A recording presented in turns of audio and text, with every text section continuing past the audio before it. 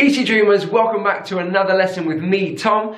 Today we're looking at 20 words that Brits and Americans say totally differently. All that is coming right up.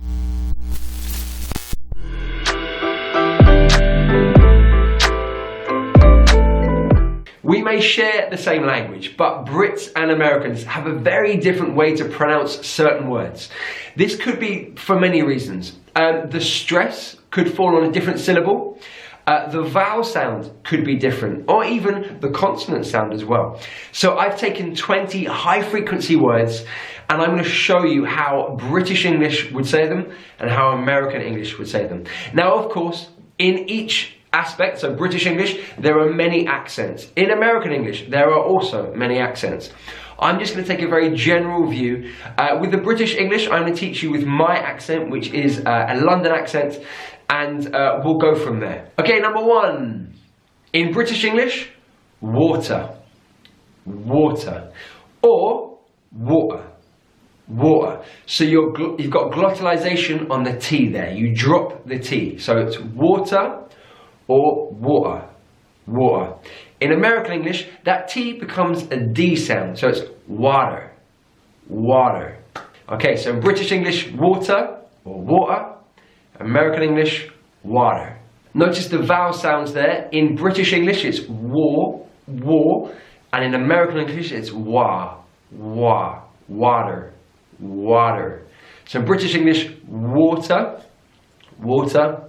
American English, water. Number two. In British English, tomato, tomato.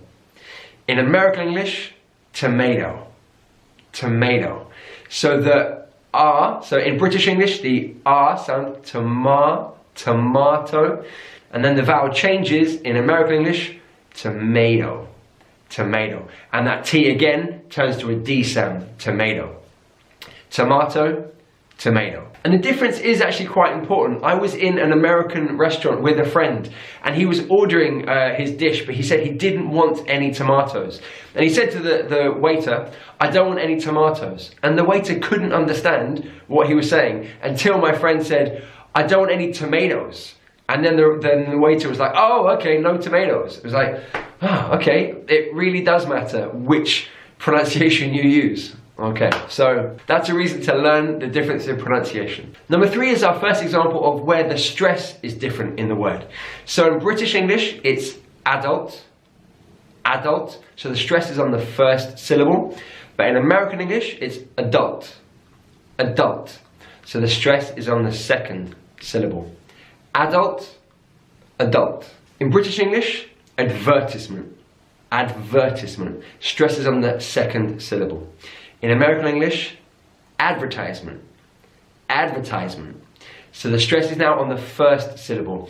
Also, you'll notice there with the IS, that changes from, instead of advertisement, it's advertisement. So that it becomes I's rather than is. This is a classic one that I'm always asked about. Is it either or either? Well, in British English, it's either. Either. American English, either. Either. Which one do I say? I say both. I don't know why.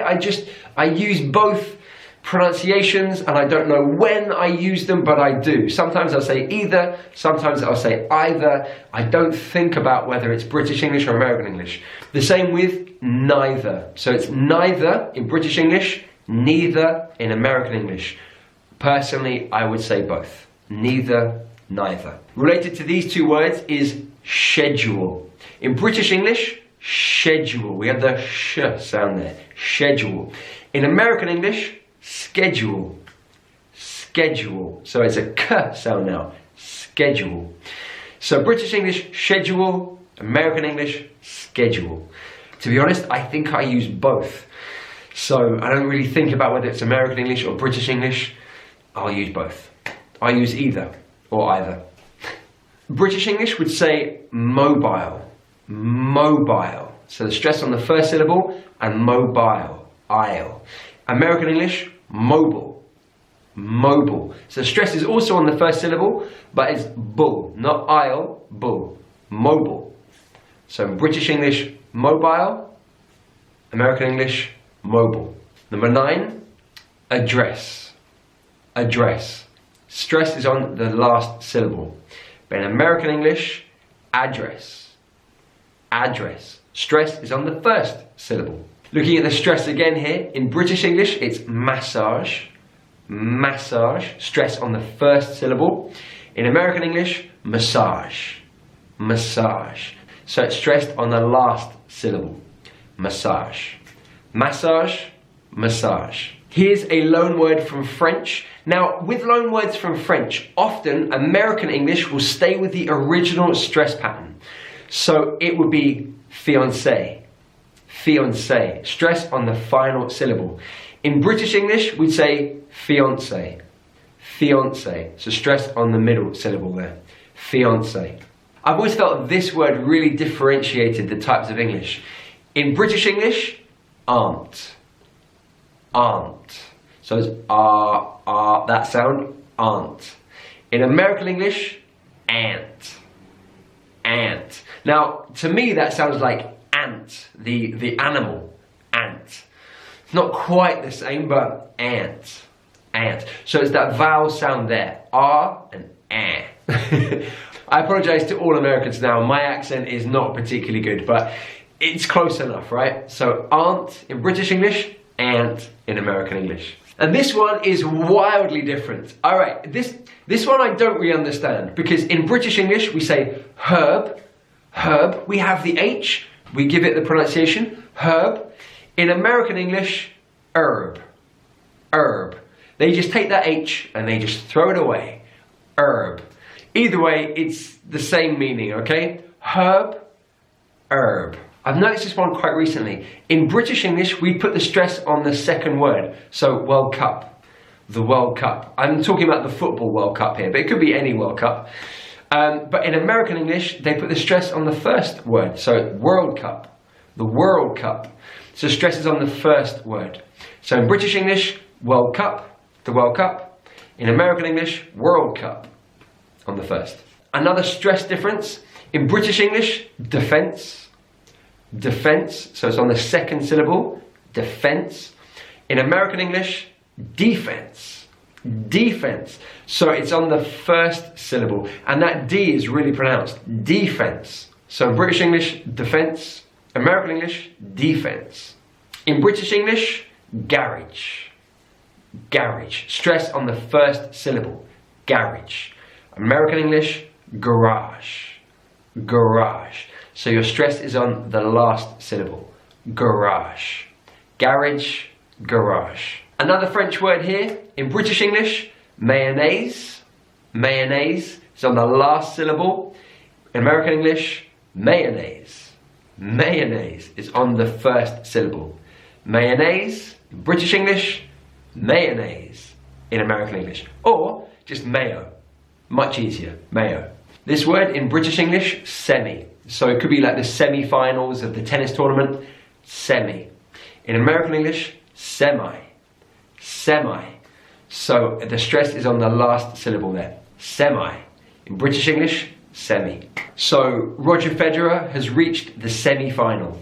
Roger Federer has reached the semi-final. In American English, Roger Federer has reached the semi-final. The semi-final. The difference. This one, there is a big difference. In British English, route. Route. In American English, route. Route. So it's that ow, ow sound. Route in British English, route in American English. So when you're using your sat-nav, if you have it in British English, they'll say, this is the fastest route. In American English, they'll say, this is the fastest route. Route, route. And the final one for today, it's a classic one, zebra, zebra. The Z sound. Well, even just the word Z. In British English we say Z, and in American English they say Z. Z and Z. So it's a big difference already, and then when you've got the word zebra, in British English it's zebra, American English, zebra. Zebra. Zebra, zebra. Alright, there are a load more words that I haven't been able to put into this video. What I'd like is for you guys to put them in the comments below. So which other words do British English speakers and American English speakers say differently? Put them in the comments below and let's share our knowledge together. If you found this video useful, guys, please share it with anyone you know that's trying to learn English. Also give it a big like, give it a thumbs up, and make sure that you subscribe, and of course hit that notification bell so that you don't miss a lesson. I've got new videos every Tuesday and every Friday helping you take your English to the next level. For now, guys, thank you so much for hanging out with me. This is Tom, the Chief Dreamer, saying goodbye.